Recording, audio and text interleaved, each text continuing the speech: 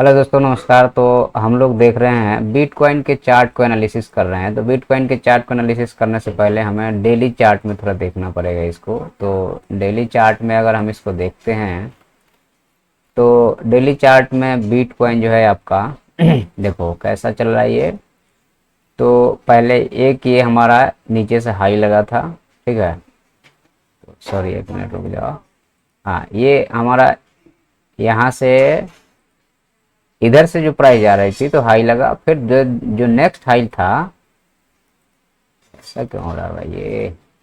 हाँ, एक गया यहाँ पे, फिर ये प्राइस गया यहाँ पे, फिर ये नीचे आया, फिर ये गया, अब फिर ये आया।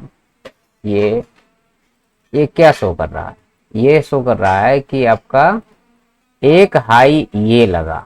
तो मार्केट बुलिश प्राइस एक्शन में जब था, मार्केट का एक लो ये था, तो ये जो है सो अपने इस लो को टेस्ट करके फिर से बाउंस हुआ। लेकिन अगर प्राइस एक्शन की हम बात करें तो इस हाई को मार्केट ने ब्रेक नहीं किया, और इस हाई को ब्रेक नहीं किया। मार्केट ने बहुत ट्राई किया कि इस हाई को निकाले, लेकिन मार्केट ने इस हाई को नहीं निकाल पाया।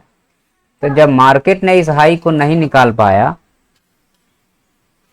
तो क्या होगा कि मार्केट में अगर हाई नहीं निकलेगा तो एक लो लग जाएगा। तो ये लो है। तो मार्केट ने क्या किया कि काफी लंबे समय तक इस लो को भी नहीं निकाला, मतलब ये वाला जो लो था उसके नीचे मार्केट क्लोज नहीं हुआ। तो इसका क्या मतलब हुआ कि मार्केट में एक एम पैटर्न का यहाँ पे फॉर्मेशन हो गया। अब एम पैटर्न का फॉर्मेशन होने के बाद क्या मैं यहाँ पे सेल कर दूंगा इस नेक लाइन पे। तो इस नेक लाइन पे अगर आप सेल करोगे तो आपका टारगेट यही रहेगा। लेकिन अगर ये एक बार बाउंस करके और इस नेक लाइन को रिटेस्ट करेगा तो एक अच्छा खासा टारगेट मिलेगा। तो यहाँ से रिटेस्ट करने के बाद जो टारगेट मिला है, कितने पॉइंट का मिला है ये, तो यह टारगेट आपका जो है सो लगभग 10,000 पॉइंट का आपको मिला है। मतलब 10,000 बिटकॉइन का मतलब हो गया कि 1 करोड़ से ऊपर रुपया हो गया, अगर एक बिटकॉइन की भी बात करें तो। ठीक है। तो यहाँ से मार्केट एक अच्छा खासा करेक्शन दिया। अब मार्केट में क्या सिचुएशन बना, अगर हम इसकी एनालिसिस करते हैं तो मार्केट ये लो लगाया, फिर ये ऊपर गया, जब रिट्रेस करके जब ये नीचे आया तो इसको ऐसे आ जाना चाहिए। मान लो कि लोअर लो का फॉर्मेशन है, लेकिन नहीं हुआ, ये यहीं पे रुक गया।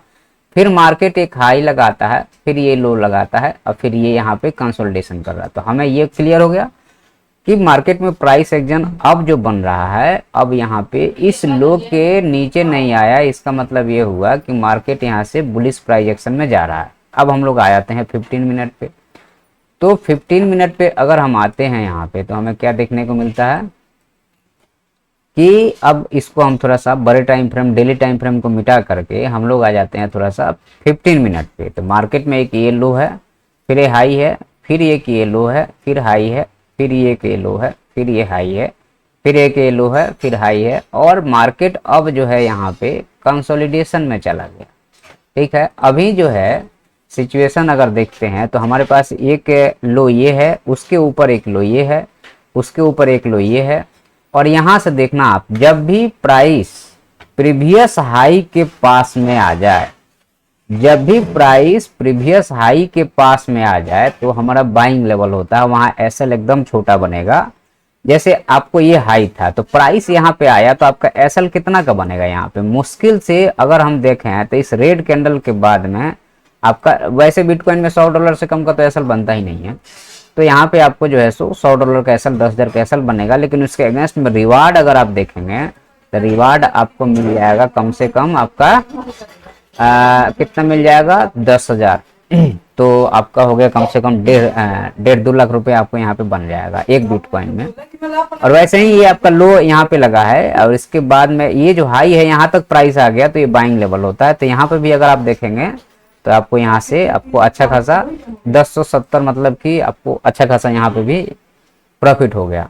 अब हम लोग यहाँ देख रहे हैं तो अब यहाँ पे मार्केट क्या कर रहा है, कंसोलिडेट कर रहा है। तो हम लोग सारे इसको यहाँ पे मिटा देते हैं। अब हमारे पास एक लो ये है, तो मार्केट ने अपने प्रीवियस हाई को टेस्ट नहीं किया। हम ये कहें तो मार्केट ने अपने प्रीवियस हाई को, या यहाँ पे आया है प्राइस तो इसको मान लेते हैं कि ये टेस्ट है, सपोज दैट इसको मान लेते हैं कि ये टेस्ट है। तो हमें चूंकि ये हाई को अब यहां से मार्केट को क्या करना चाहिए कि क्योंकि यहाँ पे काफी देर से यहाँ पे ये जो रेजिस्टेंस है और नीचे ये जो सपोर्ट है और एक ये ट्रेंड लाइन है, तो इस ट्रेंड लाइन को ब्रेक डाउन नहीं करना चाहिए। मार्केट जो है सो यहाँ अपने ब्रेकआउट लेवल पे खड़ा है, इस ट्रेंड लाइन को ब्रेक डाउन कर देगा तो फिर थोड़ा सा प्रॉब्लम हो जाएगा, क्योंकि अपने लो को यहाँ पे प्रीवियस हाई को टेस्ट कर लिया है। तो अब यहाँ पे मार्केट में एक नया हाई लगना चाहिए, और अगर नया हाई नहीं लगता है तो हम जो है सो इस लो के, चूंकि इस टेस्ट हो गया तो यहाँ जो इधर बाई किया है, इधर बाई किया, सबका एसएल यहाँ पड़ा हुआ है, या एसएल यहाँ पड़ा हुआ है, इस पूरा जोन में एसएल पड़ा हुआ है। तो हमें सेल करने के लिए इस जोन का ब्रेकडाउन होना जरूरी है। ब्रेकडाउन हो और फिर रिटेस्ट हो। मान लीजिए कि आपका ये ऐसे आया, फिर ये गया, फिर ये आया, और फिर इस जोन का रिटेस्ट हो के फिर ये आ जाए तो बात बने, अदरवाइज यहाँ पे एंट्री लेने का मतलब नहीं है। ठीक है, तो हम लोग अगर यहाँ देखते हैं तो हमारा ये हाई है, ये अपना इस प्रीवियस हाई को टेस्ट कर लिया, अब ये जा रहा है, ये तो ये कुछ ऐसे जाए और फिर ये ऐसे निकाल दे, अदरवाइज ये इसी में घूमता रहेगा। ठीक है, तो ये बिटकॉइन का आपको जो है सो प्राइस एक्शन कैसे बना है उसके बारे में हम लोगों ने बात किया।